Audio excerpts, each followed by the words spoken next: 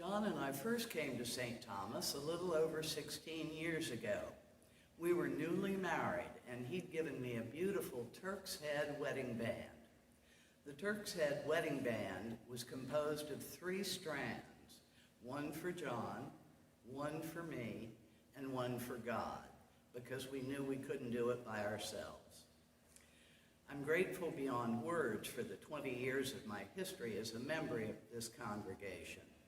Shortly after I arrived, I enrolled in EFM with Dee Williford and Kathy McCurry as our leaders, and our class of 9 stayed together for all 4 incredible years. Shortly after that, I went to Crescio with Chris Connor and Stuart and Kelly Marshall, which was a life-enlarging, awesome experience. When I returned, Margaret Minus asked me to join their reunion group, and we still meet all these years later every week. During this time, I also took many of the wonderful classes offered both through Lent and as well as those offered on Sundays. Thank heavens for that firm foundation during this strange, unprecedented time.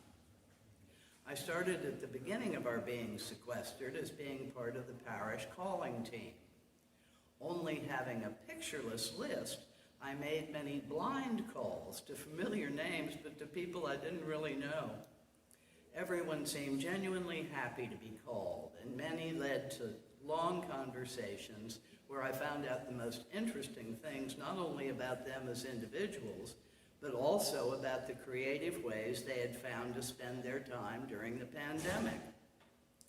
The first week in June, John, Lacey, Flat Frank and I hopped in our car and, pulling our camper behind us, left Savannah and headed west. John had added some ribbons to Flat Frank's robes and mounted him on a yardstick. Being a hiker and camper himself, we thought he'd like to come along, and he had some incredible experiences on mountaintops and deep in the rainforest. We brought St. Thomas with us on our laptop and had the joy of watching the service each Sunday as we traveled.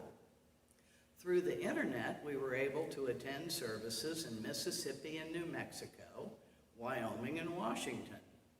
I loved being able to scrunch my eyes and see everyone sitting in their chosen pews while saying our prayers together.